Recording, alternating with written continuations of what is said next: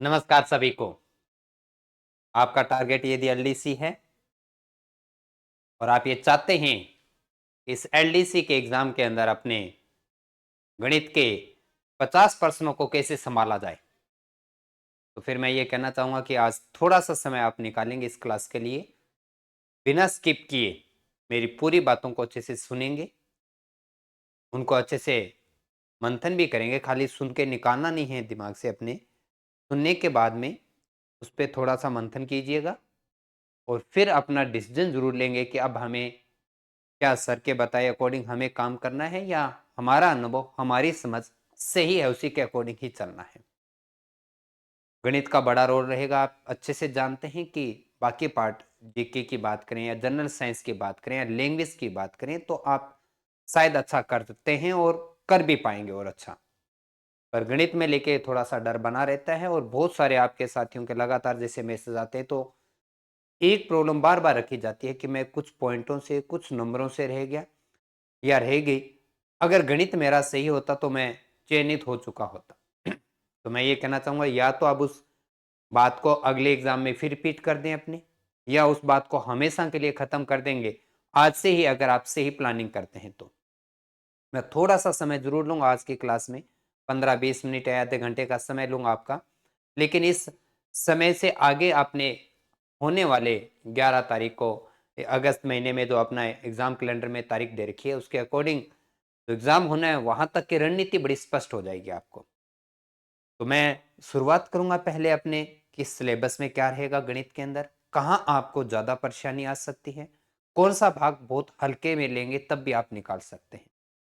फिर उसके बाद में अब तक हुए एलडीसी के 7 पेपर हो चुके हैं अपने सामने, उन अलग अलग पेपर के अंदर कौन से चैप्टर से, चैप्टर की बात नहीं करूंगा अभी फिलहाल, हम यूनिट उठाएंगे। आपके सिलेबस को 7 यूनिट में डिवाइड किया है, हम उन सातों यूनिट में देखेंगे कि कौन सी यूनिट पे हमें ज्यादा फोर्स लगाना चाहिए और कौन सी ऐसी यूनिट है जो मुश्किल भी है और लेकिन आप उसे अगर थोड़ा सा हल्के में लेके चलते हैं तब भी नुकसान बड़ा नहीं होगा अपने को। इस प्रकार से पेपर से एनालाइज करेंगे और फिर तीसरा भाग अपनों ने रखा कि अब हम एमर्स एकेडमी के साथ आते हैं तो हमें किस प्रकार से गणित सीखने में या गणित का स्कोर मैक्सिमम करने में मदद मिलेगी। तो इन सब बातों के साथ में मैं थोड़ा सा समय लूंगा और उम्मीद करता हूं कि आप मेरी बात को बड़े अच्छे से सुनेंगे और शुरू से लेकर लास्ट तक की बात पे अच्छे से विचार भी करेंगे कि अब हमें यहाँ से क्या करना है क्लास के तुरंत बाद। फिर भी अगर कोई समस्या आपकी किसी प्रकार से बनी रह जाए तो मेरा व्हाट्सअप नंबर, मेरा कॉलिंग नंबर या मेरे टेलीग्राम ग्रुप के माध्यम से आप मेरे से बात कर सकते हैं और आपकी जो भी कोई समस्या बनी रह जाती है वो मेरे से डिस्कस करेंगे। तो आइए सबसे पहले मैं बता देता हूँ सिलेबस। मैं ये तो नहीं कह सकता कि आपने सिलेबस देखा नहीं अभी, बिल्कुल देखा होगा, पर सिलेबस को थोड़ा समझने का प्रयास करते हैं आज। देखिए सबसे पहले आपके पार्ट वाइज डिवाइड किया गया सिलेबस को, यहाँ डॉट लगा है पर मैं नंबर डाल देता हूँ। ये यूनिट मानिए आप, ये इतने पार्ट में आपके सिलेबस को डिवाइड किया है 7 भागों के अंदर। अब 7 भाग कहने का मतलब ये नहीं है कि 7 टॉपिक है, टॉपिक तो मैं अभी बात करने जा रहा हूँ। पहले भाग के अंदर सिर्फ और सिर्फ एक अकेला ही चैप्टर है वैदिक गणित, पर वैदिक गणित को बहुत बड़ा नहीं पढ़ना है। अगर आपको वर्गमूल करना किसी भी मेथड से आता है तब भी काम बन जाएगा। वैदिक सीखोगे तो जल्दी कर जाएंगे, वैदिक नहीं सीखेंगे तब भी आपको अगर वर्गमूल आता है तो कोई बात नहीं, बहुत बढ़िया, अलग से सीखने के लिए कुछ नहीं है। क्योंकि अब तक एग्जाम के अंदर वैदिक गणित की मूल प्रॉपर्टी, मूल शब्दावली से क्वेश्चन कम पूछे गए हैं, ज्यादातर प्रश्न पूछे गए हैं किसी संख्या का घन, बड़ी संख्या का घन निकालना या किसी बड़ी संख्या का वर्गमूल या घनमूल पूछा गया है। वर्ग कम पूछा गया है, क्यों? क्योंकि सभी जानते हैं या एग्जामिनर भी इस बात को जानते हैं कि किसी बड़ी संख्या का भी अगर वर्ग मैंने पूछ लिया तो वर्ग में निकालने की वैदिक विधि नहीं भी जानती तो विद्यार्थी गुणा करके आंसर दे देगा, इसलिए वर्ग नहीं पूछा जाता। सामान्य बड़ी संख्या पे वर्गमूल, घनमूल या घन पूछा जाता है यानी क्यूब पूछा जाता है। पर उसमें भी अच्छी बात क्या है, हमारे सामने लिमिट रखी है कि आपके पास संख्या जो होगी वो मैक्सिमम 6 अंकों की होगी। 6 अंकों से बड़ी संख्या पे अपने को एनर्जी नहीं लगाना है, इतना सा काम है। थोड़ा सा समय देंगे, बहुत अच्छे से सेफ स्कोर करेंगे। और जैसे जैसे मेरा पीवाईक्यू चल रहा है, मैं हर चैप्टर से अब इन 7 एग्जाम में कितने कितने प्रश्न है वो बकायदा मैं आपको एक इमेज के माध्यम से उपलब्ध करवा रहा हूँ। उस इमेज को संभाल के रखो ना रखो, लेकिन वहां से अपने नोट डाउन करके जरूर रखें, ताकि लास्ट जितना हम एग्जाम के नजदीक पहुंचेंगे उतने अच्छे से आप क्लियर कर पाएंगे कि कौन से टॉपिक पे हमें और थोड़ा सा समय देना चाहिए। ये हुआ पहला यूनिट। सेकेंड यूनिट हम एलजेब्रा के साथ कह सकते हैं, लघु गुणक और बीजगणित के साथ में है आपका। बीजगणित के अंदर आपको देखो बहुपदों के बीच में गुणनखंड, आपके बीजीय व्यंजकों का ग्रुप दिया जाएगा तो उसमें गुणनखंड पहला टॉपिक है आपका। फिर उसके बाद में बहुपद, ये एक ही टॉपिक है, गुणनखंड, बहुपदों का गुणनखंड। ये दो अलग क्यों होगी? क्योंकि बीजीय व्यंजक जो बहुपद नहीं है उनके भी गुणनखंड करने और बहुपद का भी गुणनखंड करना है। दूसरा टॉपिक बना समीकरण। समीकरण दो चर वाली है तो ये एक ही टॉपिक का नाम है, दो चर वाली रैखिक समीकरण के बीच में अपने को हल करना है, या आपको देगा क्या, तीसरा टॉपिक द्विघात समीकरण। और चौथा टॉपिक आपके पास में क्या है, लघु गणक। तो यूनिट नंबर सेकंड के अंदर आपको चार टॉपिक पढ़ने हैं, गुणनखंड पढ़ने हैं, बीजीय व्यंजकों का और बहुपद पहला टॉपिक, दूसरा समीकरण रैखिक समीकरण आपका, तीसरा द्विघात समीकरण और चौथा अपने पास में लघु गणक। ये चार टॉपिक अपने को दूसरी यूनिट में मिलता है। तीसरी यूनिट है अपने पास में जो कि अर्थमेटिक्स की है। जिन्होंने जूनियर अकाउंटेंट की तैयारी की, पहले पटवारी की या किसी और एग्जाम की तैयारी कर रहे थे, तो आपको अर्थमेटिक्स ठीक ठाक आना शुरू हो चुका है या बहुत अच्छा भी आता है, तब भी अपने को इस सिलेबस में बहुत बड़ा फायदा नहीं होगा। क्योंकि अगर मैं मान भी लेता हूं कि आप अर्थमेटिक्स के सभी टॉपिक अच्छे से जानते हैं जो अपने सिलेबस में है, फिर भी ये मान के चलिए कि आप 20 से 22% अपना मैथमेटिक्स का सिलेबस कवर कर रहे हैं। मतलब पूरा गणित फिर भी कवर नहीं हो रहा आपका, केवल 8 से 10% ही बचा पा रहे हैं अगर आप अर्थमेटिक्स के सभी टॉपिक को भी बहुत शानदार तरीके से करना जानते हैं। तो उसमें कौन कौन से टॉपिक है? पहला टॉपिक अनुपात समानुपात, दूसरा प्रतिशत पढ़ना है, तीसरा लाभ हानि पढ़ना है, चौथा साझा पढ़ना है, पांचवा सरल ब्याज, छठा चक्रवर्ती ब्याज और सातवां बट्टा टॉपिक पढ़ना है। तो मैं टॉपिक नंबर डालता चलता हूं। पहले यूनिट में एक टॉपिक है अपने पास में, दूसरे यूनिट में अपने पास में चार टॉपिक है अपने पास में, और तीसरे यूनिट में कितने थे? 1 2 3 4 5 6 और 7 टॉपिक यहां से। अभी देखिए हम हाफ तक नहीं पहुंचे, 7 4 11 और 12 गणित के टॉपिक अलग अलग आपके सामने आ चुके हैं आपके सिलेबस में। आते हैं चौथी यूनिट। चौथी यूनिट जो है वो ज्यामिति पे आधारित है, लेकिन ज्यामिति के साथ साथ निर्देशांक ज्यामिति, यहाँ दो टॉपिक है आपके पास में, ज्योमेट्री पढ़ना है और उसके साथ साथ में जो आपके पास में जो होती है निर्देशांक ज्यामिति, ग्राफ वाला पार्ट भी आपको पढ़ना है। यहाँ पर मूल बिंदु, एक्स अक्ष, वाई अक्ष, उसमें भुज और कोटि, दूरी सूत्र। अच्छा, बड़ी अच्छी बात क्या है कि इसके अंदर बहुत बड़ा पार्ट नहीं पढ़ना। निर्देशांक ज्यामिति का कोऑर्डिनेट ज्योमेट्री का मतलब ये नहीं कि पूरी ज्योमेट्री पढ़नी है, नहीं, बिल्कुल नहीं पढ़ना। आपको विभाजन सूत्र पढ़ना है, आपको दूरी सूत्र पढ़ना है, सामान्य दो सूत्रों पे काम चल जाएगा। इसके अलावा क्योंकि ये निर्देशांक ज्यामिति का तो एक एडवांस पार्ट के अंदर क्लास 11 और 12 तक के अंदर भी लेके जा सकते हैं, पर आपको वहां नहीं जाना, रुकना है, अपने आप को रोकना है। रोकना कहाँ है कि सिर्फ 3 4 पॉइंट करने हैं, बहुत लिमिट का सा मैटर है। ज्योमेट्री जो है, ज्योमेट्री के अंदर देखो हमें बिंदु भी पढ़ने हैं, हमें कोण और रेखाएं पढ़नी है, आकृतियां भी पढ़नी है। आकृतियां मतलब अपने पास में वर्ग, आयत और वर्ग, आयत, वर्त, अर्धवर्त, चतुर्भुज, इनकी ज्योमेट्री हमें पढ़नी है, इनकी ज्यामिति पढ़नी है, इनके प्रमेय को समझना है, जो कक्षा 9 और 10 के अंदर आपको सबसे मुश्किल लगती थी, क्योंकि प्रमेय तो याद करनी पड़ती थी। और लेकिन अब हमें प्रमेय याद नहीं करना, हमें उन प्रमेयों को सिर्फ यूज करना है, और वो मैं बहुत अच्छे से सिखा दूंगा। ज्यादा आपको बिल्कुल भी ऐसा नहीं लगेगा कि सर ये प्रमेय वाला पार्ट मुश्किल है। गिनती की कुछ ही प्रमेय हैं जिनको रटवा देंगे। रटवाने का जैसे एक छोटा सा एग्जांपल कि त्रिभुज के तीनों कोणों का जोड़ 180 होता है। क्या अब ये प्रमेय आपको याद करने की आवश्यकता है? बिल्कुल भी नहीं। चतुर्भुज के चारों कोणों का जोड़, अंतः कोणों का जोड़ 360 होता है। क्या याद करने की आवश्यकता? बिल्कुल, ये आपको आता है, बस इसी के साथ हम काम करेंगे। लेकिन दो चैप्टर है यहाँ पर, दो चैप्टर है आपके पास में, एक ज्यामिति है और एक निर्देशांक ज्यामिति। ज्यामिति के अंदर आप बिंदु, रेखा, कोण और समतलीय आकृतियां पढ़ेंगे, और साथ में अलग से पॉइंट को जोड़ना शुरू किया गया, त्रिभुजों की सर्वांग समता और त्रिभुज की समरूपता पे आधारित। तो त्रिभुज को आप अलग पढ़ते हो तो वो एक अलग मैटर है, फिर आपका चैप्टर 3 बन गए। पर मैं ये कह रहा हूं कि ज्यामिति जो होती है वो सभी बिंदु, रेखा, कोण और समतलीय आकृतियां। जब आप 4 नाम ले चुके हैं तो इसके अंदर पूरी ज्यामिति आपके अंदर आ चुकी है, क्योंकि समतलीय आकृतियों में ही त्रिभुज है। तो त्रिभुज की सर्वांग समता और समरूपता अलग टॉपिक ना काउंट करके हुए वो एक ही टॉपिक है आपके पास में। और दूसरा है अपने पास में क्या, निर्देशांक ज्यामिति। लेकिन ये जरूर कहना चाहूंगा, ये यूनिट बहुत बड़ी बन जाती है आपकी, क्योंकि सभी के ज्यामिति पढ़ने में समय लगता है अपने। खास तौर से जब त्रिभुज की बात कर दें तो ज्योमेट्री थोड़ी बड़ी रूप में चली जाती है। हमें काफी अच्छा मेहनत करना पड़ता है, काफी प्रयास करना पड़ता है, तब हम त्रिभुज की ज्यामिति को संभाल पाते हैं। बाकी ज्यामिति किसी की ज्यादा मुश्किल नहीं है। वर्त की बात करो या चतुर्भुज की, बहुत सामान्य सी होती है, सामान्य प्रमेय होती है, जो आपको कुछ एक याद है, कुछ एक मैं याद करवा दूंगा। और निर्देशांक ज्यामिति में मैंने क्या कहा, निर्देशांक ज्यामिति में दो बिंदुओं के बीच की दूरी और बीच में दूरी के साथ साथ आंतरिक और बाह्य विभाजन, केवल इतना सा, इससे ज्यादा नहीं। दूरी और विभाजन केवल इतना पढ़ना है। अब आप ये मत लग जाना कि निर्देशांक ज्यामिति में ग्राफ के अंदर एक त्रिभुज बना है, उसका क्षेत्रफल पता करना है, नहीं, अलग से उनकी माध्यिका पता करना है, ये एक अलग बात होगी, वहां से नहीं। हमें सिर्फ दूरी और विभाजन सूत्र से जो जो चीजें संबंधित होगी वो पढ़नी है अपने को।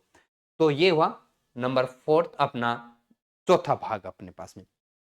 आ जाते हैं पांचवें भाग में। पांचवें भाग में 2 चैप्टर है आपके पास में। पांचवें भाग में 2 चैप्टर कौन कौन से, 2D भी है और 3D भी है।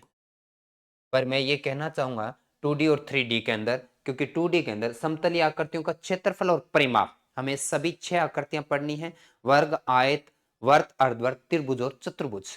इसी प्रकार से ठोस आकृति में, अब यहां गड़बड़ मत कर देना, आप कहोगे घन, घनाभ, गोला, शंकु और बेलन, बिल्कुल सही तो आ चुका है, आपके 500 आकृति आ गई। लेकिन ध्यान कीजिएगा, अगर आप सेंट्रल गवर्नमेंट की तैयारी कर रहे हैं तो आप छिनक को भी पढ़ते हैं। एक गिलास के रूप में एक आकृति आती है जिसको छिनक बोलते हैं। छिनक पर आपको 3D नहीं पढ़ना है। प्रिज्म पिरामिड के आपको क्षेत्रमिति से नहीं पढ़ना है, ना वो ज्योमेट्री में पढ़ना है। तो ये कुछ चीजें छोड़नी है, आप इन पे अलग एनर्जी मत लगाइएगा। अगर आप किसी गाइड में उन प्रश्नों को देख रहे हैं या आपके कोई साथी बंधु आपको सजेस्ट करें तो उनको हटा दीजिएगा। प्रिज्म पिरामिड आपके नहीं सिलेबस में और ना आपको देखना है। इसी प्रकार से आप अगर छिनक की बात करते हैं, जो कि 3D का एक हिस्सा होता है, जो 10th क्लास में भी अपने को देखने को मिलता है और आज की प्रत्येक प्रतियोगी परीक्षा की गाइड के अंदर डाल दिया जाता है, लेकिन उसे नहीं पढ़ना है। तो हमारे 2D और 3D दोनों भाग अपने पास में, तो मैंने कहा एक 2D और एक 3D, 2 चैप्टर आपको यहां से प्राप्त हो। उसके बाद में आ जाते त्रिकोणमिति। त्रिकोणमिति की अगर मैं बात करूं तो वास्तव में 5 चैप्टर बनते हैं अपने पास में, पर मैं 5 अलग अलग चैप्टर गिनाऊंगा तो आपको और ज्यादा टेंशन बढ़ जाएगी, आप और ज्यादा परेशान होगे कि ये तो बहुत सारे चैप्टर हो गए। पर बहुत आसान तरीके में कहूंगा, केवल 2 चैप्टर पढ़ने हैं। पहला अपने को उनके कोण और उन कोण के माप, जैसे साइन 30 का मान, साइन 60 का मान, ये पढ़ना है अपने पास में। त्रिकोणमितीय अनुपात लाल बट्टे कक्का पढ़ना है। त्रिकोणमितीय सर्वसमीकरण tan थीटा बराबर साइन थीटा बटे कोस थीटा पढ़ना है। तो ये 3 अलग अलग चैप्टर है, 3 अलग अलग चैप्टर कह सकते हैं। तो एक एक तो क्या हो गया, सारणी वाला चैप्टर हो गया, दूसरा क्या होगा, लाल बट्टे कक्का वाला हो गया, और तीसरा क्या होगा, सरल समीकरण वाला। 3 हो गए। और फिर अपने पास में ऊंचाई दूरी वाला, उन्नयन और अवनमन कोण वाला। तो यहां से आप त्रिकोणमिति के 4 चैप्टर तैयार करते हैं। त्रिकोणमिति के 4 4, ये देखो त्रिकोणमिति एक यूनिट है, उस यूनिट के अंदर 4 चैप्टर पढ़ेंगे। कौन सा, सारणी वाला पढ़ेंगे। दूसरा अपने पास में कौन सा पढ़ेंगे, कि दूसरा लाल बट्टे कक्का वाला, जिसमें 2 भुजाएं देके तीसरी पूछ ले, या बता पूछ ले कि tan थीटा बराबर में क्या है अपने पास में। और इसी प्रकार से सर्वसमीका sine square theta plus cos square theta बराबर 1, वो सर्वसमीका वाला भाग जो थोड़ा सा मुश्किल रहता है, पर हम संभाल लेंगे इसको। और उसके बाद में ऊंचाई दूरी स्टेटमेंट पे त्रिकोणमिति के साथ प्रश्न आना ही आना है अपने को। तो यहां से 4 चैप्टर निकल के आते हैं। पहुंचते हैं अंतिम और लास्ट यूनिट पे। लास्ट यूनिट में आंकड़ों का चित्रण का निरूपण, इसे 2 भागों में प्रस्तुत कर सकते हैं अपने को। एक तो सांख्यिकी के अंदर बता दे कि स्तंभ आरेख क्या है, दंड आरेख क्या है, उसमें एक्स अक्ष पे क्या आता है, वाई अक्ष पे क्या आता है, एक तो ये। और दूसरा आप इसको डीआई के साथ आप कह सकते हैं। डीआई मतलब आपके पास में एक चार्ट देके उससे संबंधित एक न्यूमेरिकल पर्सन आपके सामने रखा जाता है। तो ये हमारा पहला भाग। दूसरा केंद्रीय प्रवृत्ति के माप केंद्रीय प्रवृत्ति का माप, माध्य, माध्यिका और बहुलक, जो कि आपको बहुत अच्छे से आता है, आपकी फेवरेट प्रश्नावली थी 10th क्लास के अंदर। तीसरा माध्य विचलन, एक अलग चैप्टर अपने को पढ़ना है। और फिर जो कि अब तक अगर आया तो 1%, अदरवाइज आएगा ही नहीं, लेकिन सामान्य 1% दिया जा रहा है, जन्म मृत्यु सांख्यिकी और सूचकांक, प्रति 1000 व्यक्तियों पर क्या मृत्यु दर है, क्या जन्म दर है, ये हमें लेकिन एक दिन का काम है, इसको आसानी से निकाल सकते हैं। तो यहां से कुल मिलाकर आपके पास में 3 चैप्टर बन जाते हैं। ठीक है, इसी प्रकार से ये आपके पास में आपका पूरा सिलेबस है। अब बात आती है कि कितने चैप्टर हो गए, एक बार काउंट कीजिएगा। तो 5 7 12 14 16 20 और 3 23, कुल मिलाकर आपके पास में गणित के 23 टॉपिक है और प्रश्नों की संख्या कितनी है, 50। लेकिन इस 23 टॉपिक को आपके सिलेबस में कितनी यूनिट में, 7 यूनिट में बांट रखा। तो अब आपको समझ जाना चाहिए कितना महत्वपूर्ण है। एलडीसी का सिलेबस तैयार कर जाते हो तो गणित के आरपीएससी और अध्ययन बोर्ड के किसी भी एग्जाम में आप नहीं रुकते।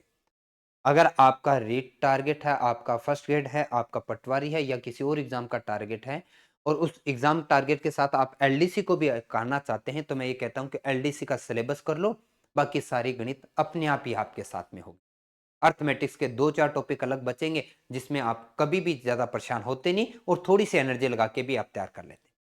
पर अध्ययन बोर्ड का सबसे बड़ा पेपर कह सकते हैं गणित के अकॉर्डिंग और सबसे बड़ा सिलेबस कह सकते हैं, वो आपका एलडीसी का है।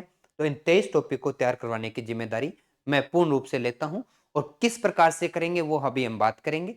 लेकिन फिलहाल अब आ जाते हैं कि इन 7 यूनिट में से हमें कौन सी यूनिट पे ज्यादा मेहनत करना है। मैं यूनिट के नाम डाल देता हूं। देखो, पहला है वैदिक गणित वाली, पहली है वैदिक गणित वाली, दूसरी है बीजगणित वाली और लघुगणक वाली,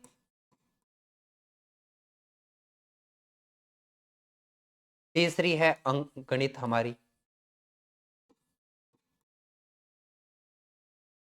चौथी है ज्यामिति और निर्देशांक ज्यामिति,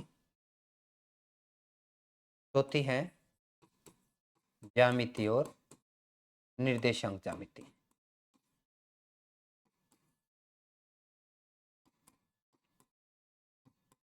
ये हमारी चौथी, ये थर्ड, ये सेकेंड। अब आ जाते हैं फिफ्थ। फिफ्थ अपने पास में क्या है, क्षेत्रमिति, 2D और 3D, क्षेत्रमिति 2D और 3D। फिर कौन आ गया, त्रिकोणमिति आ गया, त्रिकोणमिति।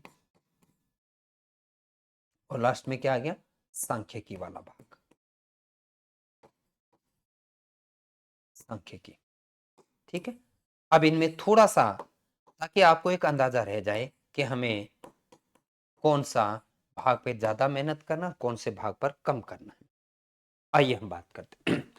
देखो, वैदिक गणित को बिल्कुल भी अवॉइड नहीं करेंगे आप। उसका बड़ा कारण है केवल एक ही टॉपिक है और एक ही टॉपिक होने के पास में देखो कभी कभार ऐसा भी हुआ कि 6% एक ही टॉपिक से दिया गया 2014 के, और कभी कभार ऐसा भी हुआ कि 2% भी आए हैं। तो 6, फिर 4, 4, 5, 2 और 2, लास्ट के जो 4 पेपर है वो 2018 का जो एग्जाम हुआ था, 4 अलग अलग पारियों में है। उनमें आप देखेंगे एक बार 4, फिर 5, फिर 2, फिर 2, इस प्रकार से कम ज्यादा संख्या जरूर हो रही थी।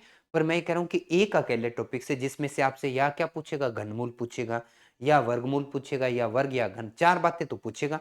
जिनमें वैदिक का कोई नियम आता है आपको तो ठीक है, नहीं तो आप कैलकुलेशन करके निकाल दीजिए। और आप बिना वर्गमूल और घनमूल के तो गणित ही नहीं पढ़ सकते, इसका मतलब आपको ये सब आता है। पहले टॉपिक में अलग से बहुत बड़ी एनर्जी लगाने की आवश्यकता नहीं, लेकिन इस टॉपिक में आप किसी प्रकार की लापरवाही नहीं करेंगे, इसको तो पूरा का पूरा तैयार करना ही है। उसके बाद में आ जाते हैं बीज गणित में। देखिए, बीज गणित में प्रश्नों की संख्या 5 से लेके 9 तक भी, कम से कम प्रश्न आए हैं 5 और अधिकतम प्रश्नों की संख्या आई है 9। ये हमारा दूसरा जो कि बीज गणित और लघु गणक। पर इसमें भी ध्यान से देखेंगे, लघु गणक पर हमेशा लगभग 2% दिए ही गए हैं। तो आप इनमें से अगर 2-2% माइनस कर देते हैं, 2-2% अगर आप माइनस कर देते हैं, तो उसके बाद में पीछे बीजगणित के बने प्रश्न आ जाते हैं आपके। तो आप देखेंगे कि बीजगणित के अंदर कितने प्रश्न आ रहे हैं और ज्यादा कोई खतरनाक लेवल पे नहीं जाता। आपसे या तो गुणनखंड पूछ लेगा, या एक्स और वाई का मान पूछ लेगा समीकरण देके, या मूलों की प्रकृति पूछ लेगा, या ग्राफ में उनका संबंध कैसा है। 4 से 5 प्रश्न है और उन 5 प्रश्नों के साथ पूरी बीजगणित हम खत्म कर देंगे। तो ये हमारा दूसरा यूनिट था। तीसरा यूनिट अंक गणित की, जो कि आप ज्यादातर आप ये कहते हैं कि हमें आता है। तो उस आने के क्रम में आप देख सकते हैं कि उस आने के क्रम में अगर हम बात करें कम से कम प्रश्नों की संख्या, जो 2014 वाले पेपर में 7 आए थे और अधिकतम लास्ट वाला पेपर जो कि 16/9/2018 को हुआ था, उसमें 12 प्रश्न दिए गए थे। तो 7 से लेके 12 तक का बीच का एवरेज आ रहा है अपने पास में। कभी 8 आया, कभी 9 आया, कभी 10, 11 और 12 के रूप में अर्थमेटिक्स में। और आपने बताया था अर्थमेटिक्स में टॉपिक कितने हैं अपने पास में? 7। अब 7 टॉपिक से अगर 7% लिए तो इसका मतलब हर एक से 1% लिए। अगर 12% लिए तो इसका मतलब किसी टॉपिक से 2% लिए। लेकिन वो दो कौन सा? वो सरल ब्याज वाला भी हो सकता है, वो अनुपात वाला भी हो सकता है, वो प्रतिशत वाला भी हो सकता है। लेकिन आपको सारे टॉपिक तो तैयार करने पड़ेंगे। 7 टॉपिक जाके तैयार करेंगे। जब आप 7 टॉपिक तैयार करेंगे तब जाके आप अपने कौन से 7 टॉपिक जब आप तैयार करेंगे तब जाके आपने प्रश्न कितने बचा पाएंगे? 7 से 12। तो आप देखो, टॉपिक ज्यादा, प्रश्नों की संख्या, एक टॉपिक से एक की एवरेज लगभग बन रही है अपने पास में। लेकिन यहां पर देखो, लघुगणक एक टॉपिक क्या है, 2% तैयार हो गए। जो अजीब लगने वाला टॉपिक तो है, वो मानता हूं मैं इस बात को, क्योंकि लघुगणक ज्यादातर आप नहीं पढ़ते किसी एग्जाम के अंदर। और वैदिक गणित की बात करूं, जो भी आप ज्यादातर एग्जाम में नहीं पढ़ते, लेकिन क्वेश्चन आपके मैक्सिमम सेव करता है वो भी। इसी प्रकार से अंकगणित के अंदर आपको आता है तो ठीक है, नहीं आता तो बहुत बड़ी एनर्जी नहीं लगाना, पूरा फोर्स नहीं लगाना सातों टॉपिक में। जो जो आपको लगता है कि ये हो जाएगा उनको निकालिए।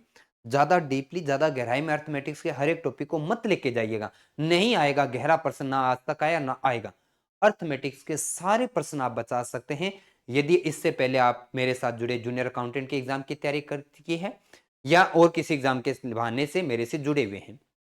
तो मैं ये कहना चाहूंगा, ये सातों के सातों टॉपिक आपके तैयार हैं और सातों टॉपिक में से जितने भी मैक्सिमम प्रश्न आएंगे आपके सेफ है।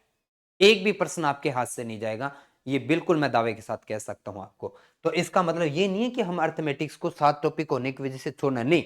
मैं कहता हूं थोड़ा सा प्रयास करो, आपके ये प्रश्न सारे सेफ है। 10 आए तो 10 के 10 सही है, 12 आए तो 12 के 12 प्रश्न आपके सही होंगे अर्थमेटिक्स। देखो, सबसे बड़ी मेहनत हमें इन दो पे करना है। अभी भी हमारे पास में 5 महीने का समय है और हम कर सकते हैं इस मेहनत। अगर निर्देशांक ज्यामिति ज्यामिति और 2D और 3D को मैं दोनों को एक साथ पढ़ूं, क्योंकि मेरा तरीका तो ये कहता है कि मैं ज्यामिति को अलग पढ़ाता हूं। एक सेकंड, सॉरी।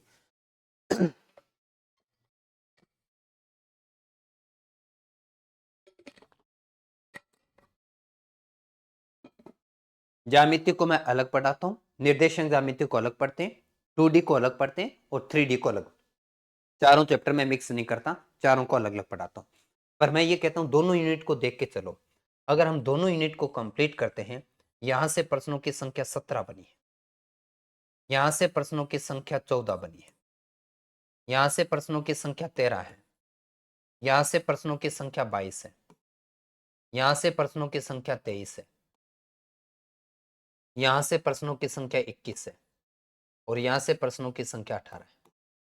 तो देखिए, आपके इन चैप्टर 2D, 3D, निर्देशांक ज्यामिति और ज्यामिति, इन 4 टॉपिक से अगर हम बात करें तो कम से कम प्रश्नों की संख्या तो हमें दिखाई दे रही है कितनी? 13। और अधिकतम प्रश्नों की संख्या दिखाई दे रही है 23। तो मुझे बताएं, जिस पेपर में 23 प्रश्न इन दो भाग से आए थे और जिस किसी विद्यार्थी ने, आपके साथी ने, इन दोनों टॉपिक को हल्के में लिया, बाकी पूरी गणित पे जबरदस्त मेहनत की, तो ये कितना बड़ा नुकसान हुआ। क्योंकि आधा पेपर तो 2 टॉपिक लेके बैठ गए, लगभग आधा कहेंगे हम, है ना, क्योंकि आधा तो 25 पे बनता है। तो 50 में से 23% केवल 4 चैप्टर, 2D, 3D, निर्देशांक ज्यामिति और ज्यामिति, 4 चैप्टर से आपके प्रश्न आ गए। तो आप देखिए कितना बड़ा रोल रखते हैं। और इसलिए मैं कह रहा हूं कि इन पार्ट के अंदर तो बिल्कुल भी लापरवाही नहीं करेंगे। हम अपना पूरा पूरा प्रयास करेंगे और 100% एनर्जी लगाएंगे हम इन दोनों टॉपिक पे, दोनों यूनिट पे, सॉरी। और टॉपिक चारों पढ़ेंगे अच्छे से, कोई लापरवाही नहीं करेंगे। आपको क्षेत्रमिति फॉर्मूला याद नहीं होता, मेरी जिम्मेदारी याद करवाऊंगा मैं। 2D के हो और भले 3D के हो, हम इतनी बार पढ़ेंगे और इतनी बार मैं आपके सामने फॉर्मूला लाऊंगा कि आप भूल भी नहीं सकते। पेपर के समय तो बिल्कुल भी नहीं भूलेंगे आप। निर्देशांक ज्यामिति में हर प्रमेय को आपके उंगलियों पे तैयार हो जाएंगे। निर्देशांक ज्यामिति में गिनती के 4 फॉर्मूले याद कर लोगे, क्वेश्चन कभी गलत नहीं होगा, बात खत्म हो जाती है यहाँ पर। उसके बाद में आ जाता है त्रिकोणमिति। हम स्कूल लेवल में देखते हैं ये सबसे खतरनाक प्रश्नावली लगती थी। लेकिन 2018 का पेपर जब चेक करें तो हमें देखने को मिलता है कि केवल प्रश्नों की संख्या बहुत ही कम रखी गई है यहाँ से। एक पर्सन साइन कोस के सीधे सर्वसमीका पे ले लेता है, एक सारणी पे ले लेता है और एक ऊंचाई दूरी पे लेके त्रिकोणमिति खत्म कर देता है। एक मुश्किल और एडवांस टॉपिक होने के बाद में, एक जबरदस्त टॉपिक होने के बाद में प्रश्नों की संख्या की अगर हम बात करें तो न्यूनतम प्रश्नों की संख्या अपने को यहाँ पर मिली है 3। कम से कम या तो 3 प्रश्न तो आ ही रहे हैं और अधिकतम प्रश्नों की संख्या जो 2014 के अंदर 8 प्रश्न पूछे। जिस समय 8 पूछेंगे तो इसका मतलब बहुत बड़ा रोल रखता था त्रिकोणमिति।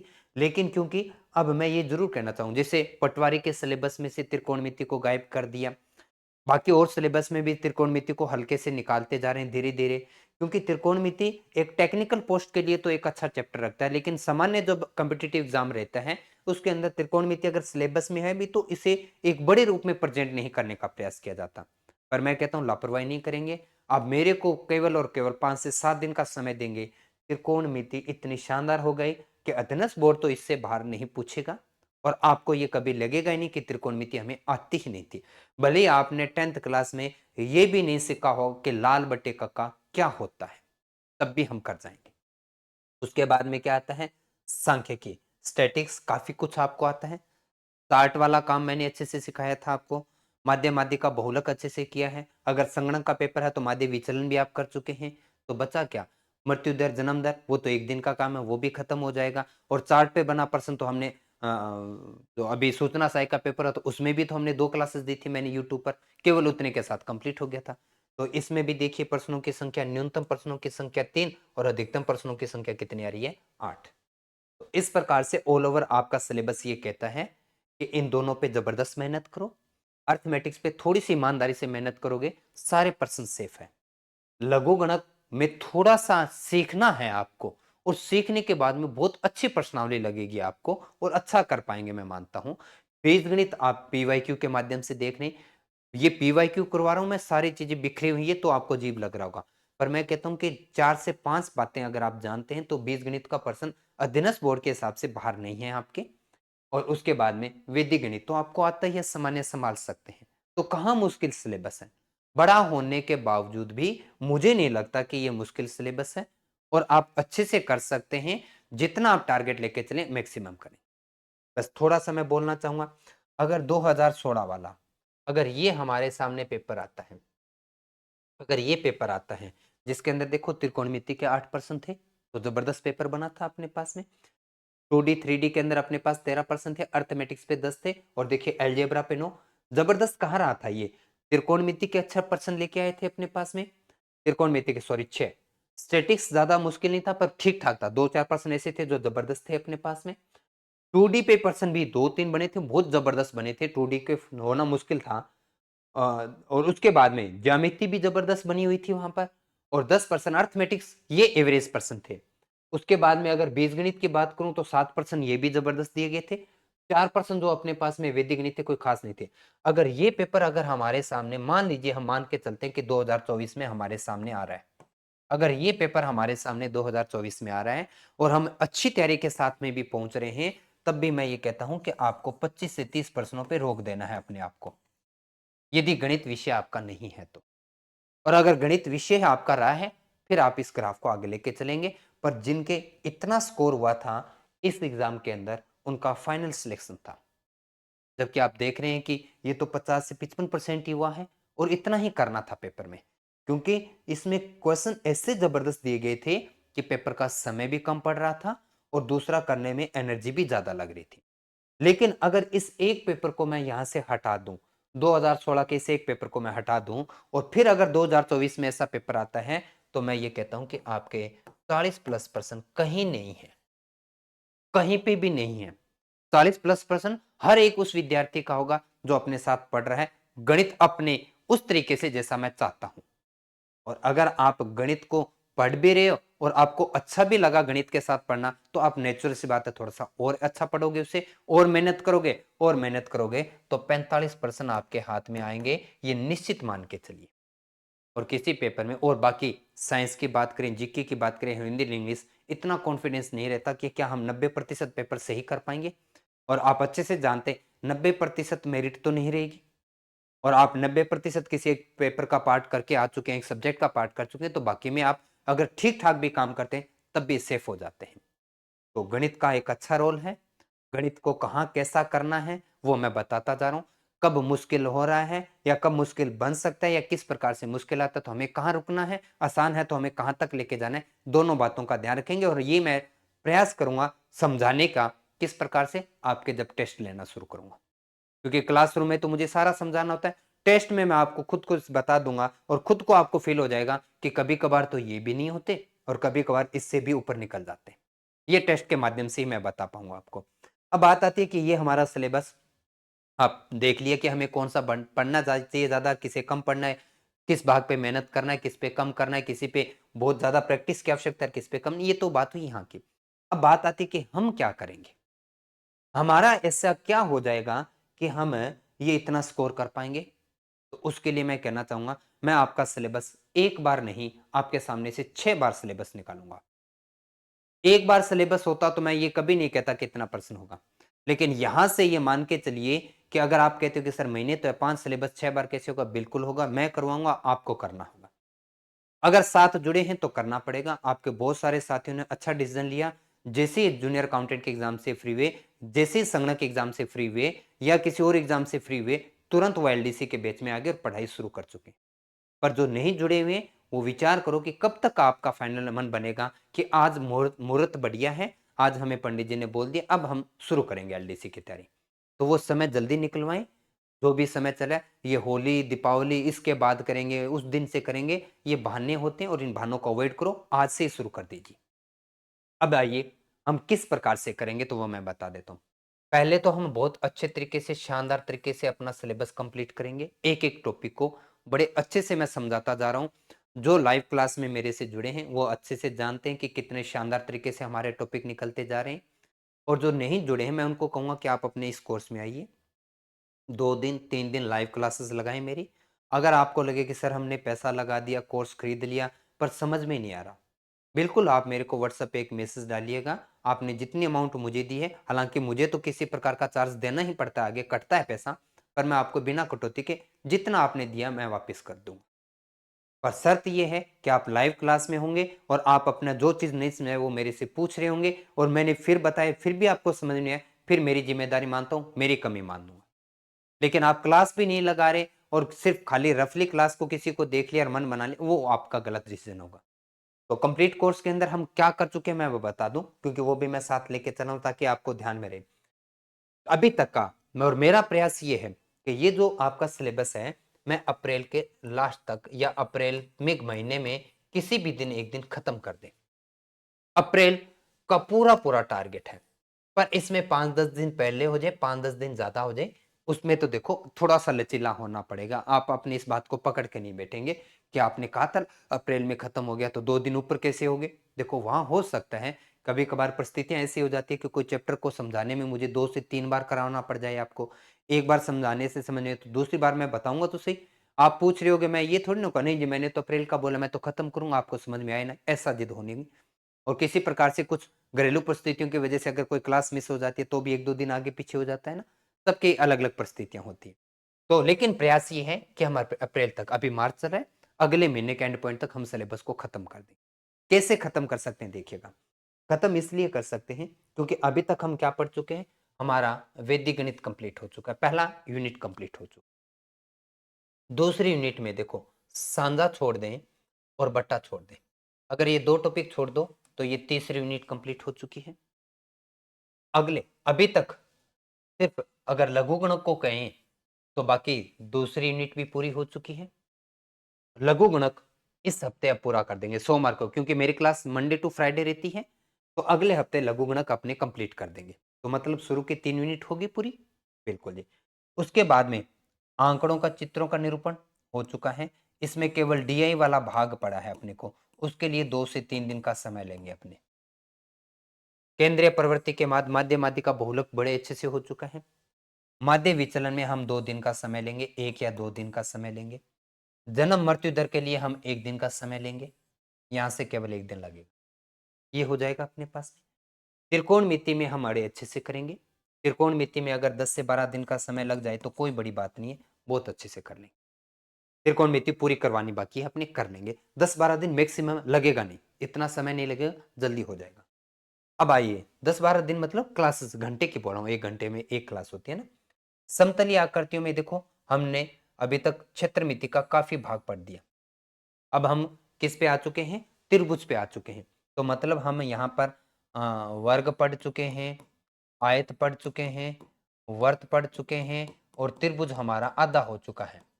तो एक आकृति और होती है, 2D तो हो गया खत्म। 2D भी खत्म होने पे उसके बाद में हम किस पे लग जाएंगे? 3D पे। और ये क्लास कब हो रही है? ये सुबह 8 बजे से लाइव रहती है। सुबह 8 से कभी 9 बज जाते हैं, कभी 9:15 हो जाते हैं, क्योंकि हमारे पास ऐसा कोई तो दबाव है नहीं कि 9 बजे खत्म ही करनी है, नहीं, हमारा पॉइंट खत्म होना जरूरी है। अगर वो 8:40 पे खत्म हो गया तो हम रोक देंगे क्लास, अगर वो 9:15 पे जा रहे हैं तब भी 9:15 तक। लेकिन 2D खत्म हो जाएगा अगले 2-3 दिनों के अंदर, फिर हम 3D पे लग जाएंगे। तो ये भी देखो काफी कुछ हो चुका है अपने पास में। बचा क्या है? अगर मैं बात करूं बड़े रूप में, आपका फोर्थ यानी ज्यामिति और निर्देशांक ज्यामिति बचा है, और क्या बचा है? त्रिकोणमिति। बाकी छोटा छोटा पॉइंट है, तो क्या हम अपने अप्रैल के लास्ट तक पूरा नहीं कर पाएंगे?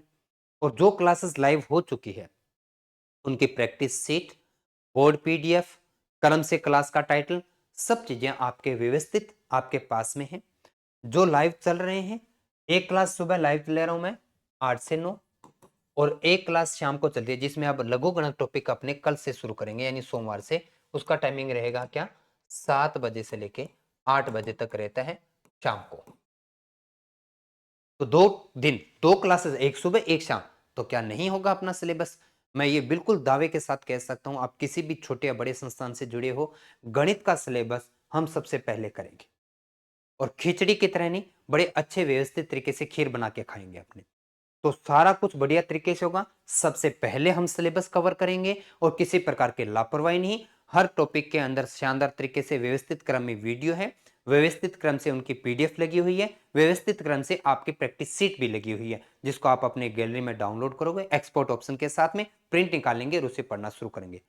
डाउट रहेंगे कुछ प्रश्नों में, नेचुरल सी बात है, सारे प्रश्न थोड़ी ना कर पाओगे। कुछ हम क्लास में डिस्कस कर लेते हैं, कुछ प्रश्न आपके लिए छोड़ देते हैं। तो जिन प्रश्नों में डाउट रह जाए, आइए मेरे पास में, अपना या तो क्लास लाइव क्लास में डिस्कस कीजिए। नहीं करना चाहते कोई बात नहीं, आपको लगता है कि उस समय मैं प्रेजेंट नहीं हो पाता, आप अपने टेलीग्राम ग्रुप पे आइए, डिस्कशन चैनल बिल्कुल आपके लिए खुला छोड़ा हुआ है। मेरे में कमी रहती है तब भी आप मैसेज कर सकते हो, डिलीट नहीं होगा।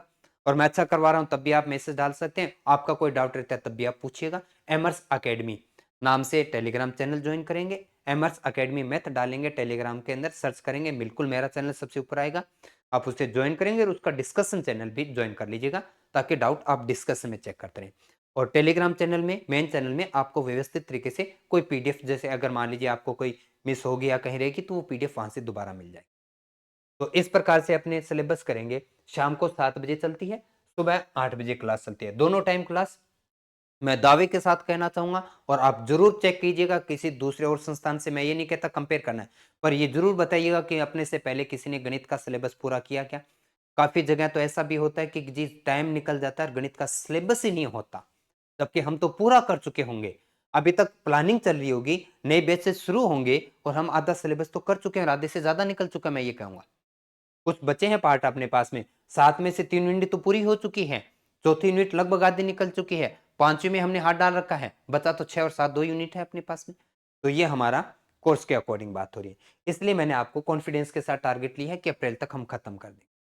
अब क्या करेंगे अगले वीक से, अगले सप्ताह, क्योंकि पहले मैंने टेस्ट सीरीज क्यों नहीं शुरू की, क्योंकि मैं ये चाहता था कि अपना आधा सिलेबस हो जाए, ताकि मेरे करवाए गए टॉपिक आपको समझ में आ चुके होंगे जब हम टेस्ट सीरीज शुरू करने जा रहे हैं। अभी हम अगले सप्ताह टेस्ट सीरीज अनाउंस करेंगे।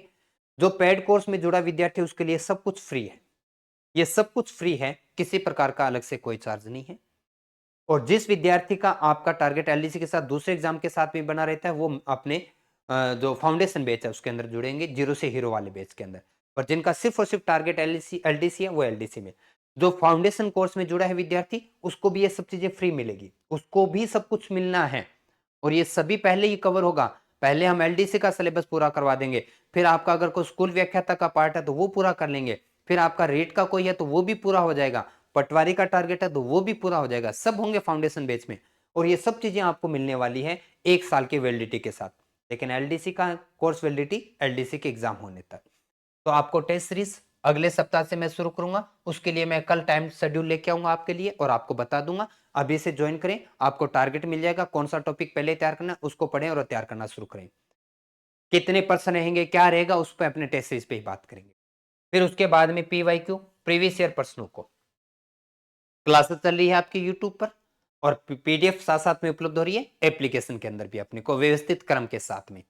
तो इसके अंदर हम कौन कौन सा टॉपिक है, इसमें थोड़ा समय लगेगा अपने को। क्यों? क्योंकि अभी तक हम PYQ के अकॉर्डिंग मैं बात करूं तो PYQ के अंदर हम वैदिक गणित पूरा कर चुके हैं।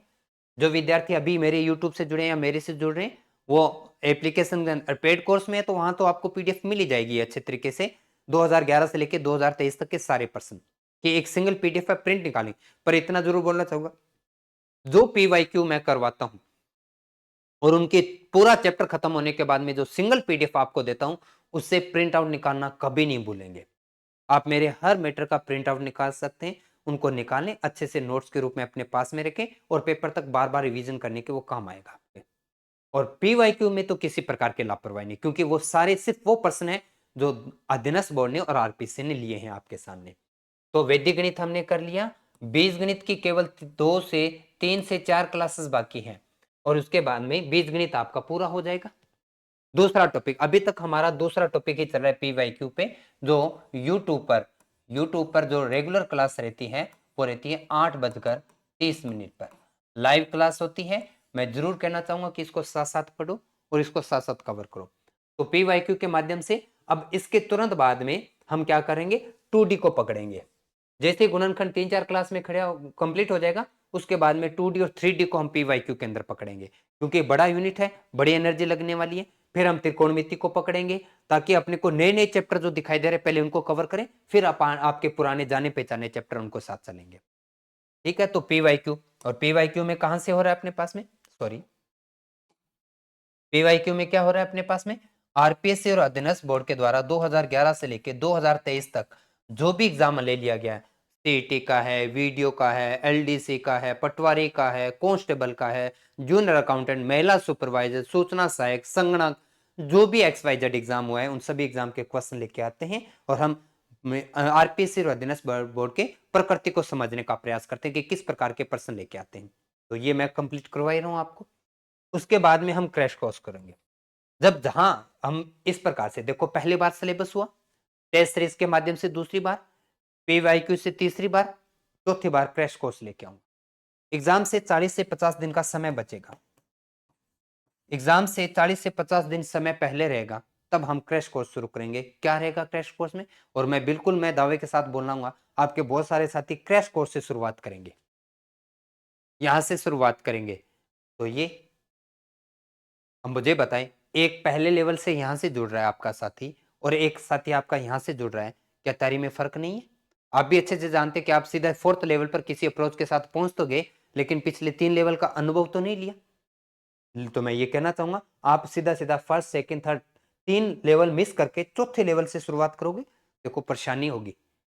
और परेशानी होने के साथ साथ आपको थोड़ा सा डिप्रेशन भी आएगा, क्योंकि आपको लग रहा है यार ये तो कम है, मेरे साथी तो ज्यादा कर रहे हैं, मेरे से कम क्यों हो रहे, क्योंकि हमने शुरुआत थोड़ा सा देरी से की है।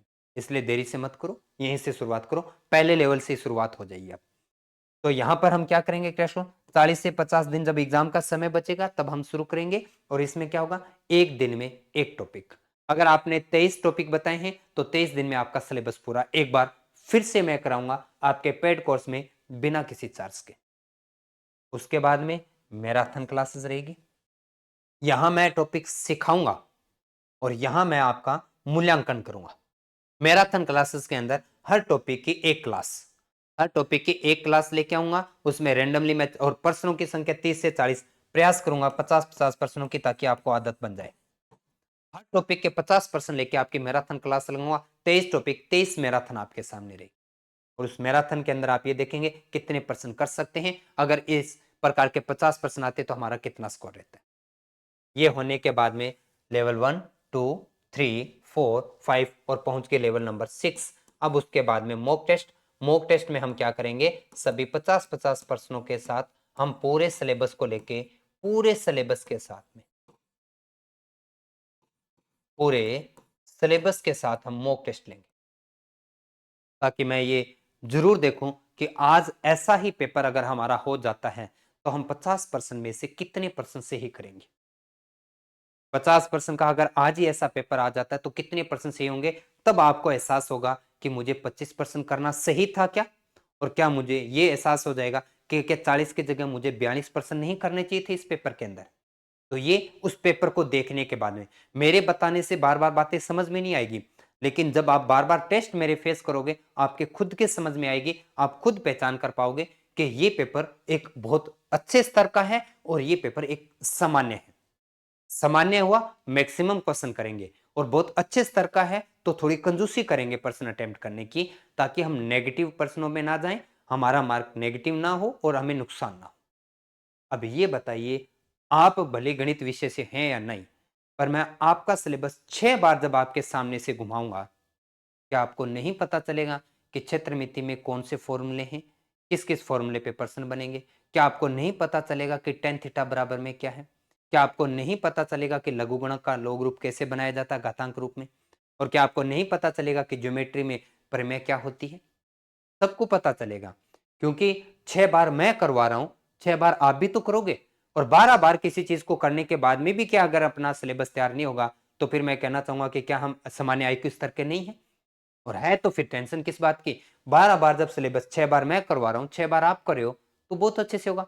और मैं इतना जरूर कहना चाहूंगा, विज्ञप्ति 12 तारीख की आपकी विज्ञप्ति आई थी मेरे ख्याल से, या 11 को आई थी फरवरी को।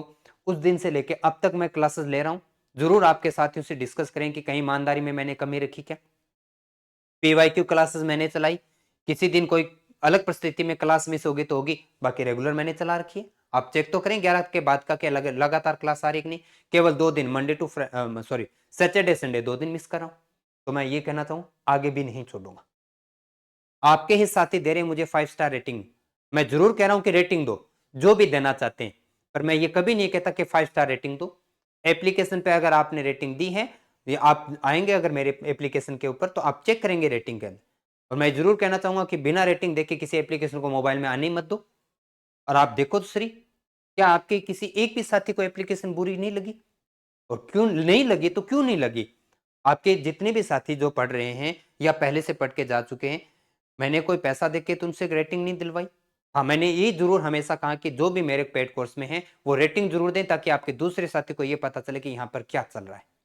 और यही मैं आपसे उम्मीद करूंगा, अगर पेड कोर्स में जुड़े हो, रेटिंग भले ही आपको 2 देना है 2 स्टार दीजिए, 5 स्टार देना 5 स्टार दीजिए, पर दीजिए ताकि आपके दूसरा कोई साथी जब प्ले स्टोर पर पहुंचता है, इस एप्लीकेशन पर पहुंचता है, तो उसको एक अंदाजा हो जाए कि मुझे ये एप्लीकेशन मेरे मोबाइल गैलरी में आने देना चाहिए कि नहीं आने देना चाहिए। मैं पूरी ईमानदारी से जूनियर अकाउंटेंट में भी ये काम मैंने कंप्लीट किया था, और अब भी मैं पूरा कंप्लीट करूंगा। एलडीसी का पेपर जब तक नहीं होगा तब तक ये क्लास मिस नहीं होगी, और तब तक इनमें से कोई ये काम भी मैं छोड़ूंगा नहीं। बाकी पेपर आपको करना है। अगर आपका पेपर करने का मौका मुझे मिला तो फिर मैं कहूंगा कि आप आराम से सोइए, आप आराम से फिल्में देखिए, एंजॉय करें लाइफ को। पेपर में आपके 100% ही होंगे, पर यह तो संभव नहीं है। आपका पेपर तो आपको ही देना है, इसलिए करवा मैं रहा हूं मेहनत, करना आपको पड़ेगा। आप में से ही किसी के 50 में से 50 होंगे और किसी के 50 में से 30 ही होंगे। अब 30 क्यों होंगे और 50 क्यों होंगे, इसका जवाब आपके पास में। या तो अपने आप को सही बता दीजिए, और या मुझे सही मानते हुए मेरे साथ चलना शुरू कर दीजिए। पर जैसा जूनियर अकाउंटेंट में कहा, आज ही कह रहा हूं मैं कि एलडीसी के पेपर के बाद में आप अपना पेपर मुझे भेजेंगे, आंसर की मैं केवल लगाने की फॉर्मेलिटी करूंगा, आंसर आपके ऑलरेडी लगे हुए होंगे। ये इतने विश्वास के साथ इसलिए क्योंकि एक बहुत बड़ा अनुभव लेके बैठे हैं यहाँ पर, और लगातार गणित एक विषय के साथ में जुड़े हैं, इस गणित को ही पढ़ाना सीखा है, गणित को ही पढ़ा है। पर आपसे मैं ये कहूंगा कि अब यहां से देरी नहीं करना है, अभी जुड़ो। मैंने बहुत कुछ छोटे छोटी चीजें सब बताने का प्रयास किया है, फिर भी अगर मेरे हाथ से कोई या मेरे बताने से कोई चीज छूट गई तो आप मेरे को जरूर मेरे नंबर पे कांटेक्ट कर सकते हैं। ये मेरा व्हाट्सअप नंबर, यही मेरा कॉलिंग नंबर है। एक ही नंबर है अपने पास में, 96 491 और 55 575। आप इस नंबर के व्हाट्सअप कर सकते हैं, कॉल कर सकते हैं। मैं उनके लिए जरूर बोलना चाहूंगा जो मैंने दिव्यांग, या यूं कहिए कि अपने विधवा कोटे के अंदर, अपने कुछ ऐसी कंडीशन के अंदर है जो कैटेगरी के अंदर आ रहे हैं किसी और प्रकार से, तो मैं ये बोलना चाहूंगा आपको पैसा लगाने की आवश्यकता नहीं है। आप मेरे को व्हाट्सअप कीजिएगा, बिना किसी चार्ज के मैं आपका कोर्स एक्टिव कर दूंगा, पर आप तैयारी कीजिए। जहाँ कहीं आपको इकोनॉमी प्रॉब्लम लगती है, मैंने कोई किसी प्रकार का दबाव नहीं बनाया, इतनी बड़ी मैं अमाउंट यहाँ नहीं लिखना चाहूँगा क्योंकि ये मेरी आदत नहीं है। कोई इतनी बड़ी अमाउंट नहीं रखी कि आप दे ना पाएँ। प्रत्येक विद्यार्थी अफ़ोर्ड कर सकता है। पर जिनको फिर भी लगता है कि ये बड़ी अमाउंट नहीं दे पाते, कोई बात नहीं, आप मेरे से कॉन्टैक्ट तो कीजिए। शायद अपने बातचीत करने से कोई हल निकल आएगा, है ना? ज़रूर कॉन्टैक्ट करेंगे आप मेरे को। और जैसा मैंने बता दिया कि दिव्यांग अगर मान लीजिए 50% से अबोव के हैं और दूसरा जैसे विधवा कोटे से जो बहनें हैं, तो उनको मैं ज़रूर कहना चाहूँगा कि आपको पैसा नहीं लगाना, आप मेरे से कॉन्टैक्ट कीजिए, मैं कोर्स आपको फ्री ऑफ कॉस्ट प्रोवाइड करूँगा। तो इसके साथ-साथ जो भी कोई समस्या आती है मेरे को ज़रूर कॉन्टैक्ट करेंगे। मेरा ईमानदारी से प्रयास शुरू हो चुका है। अब आप कब जुड़ेंगे मेरे से, वो अलग बात है। पर जूनियर अकाउंटेंट के विद्यार्थियों की तरह आप ये कहेंगे तो गलत रहेगा कि सर पहले मिल जाते तो मैं बहुत अच्छा कर जाता। मैं तो पहले मिला हुआ हूँ और मैं आप तक पहुँचने का प्रयास भी कर रहा हूँ। बस आप मेरे तक कब पहुँचेंगे ये आपको देखना है। आज इतना ही, इसी के साथ में कल मैं टेस्ट सीरीज़ को अनाउंस करूँगा। कब किस प्रकार से शेड्यूल बना रहेगा उस पे लेके कल बात करेंगे। इतना ही, गुड नाइट, धन्यवाद।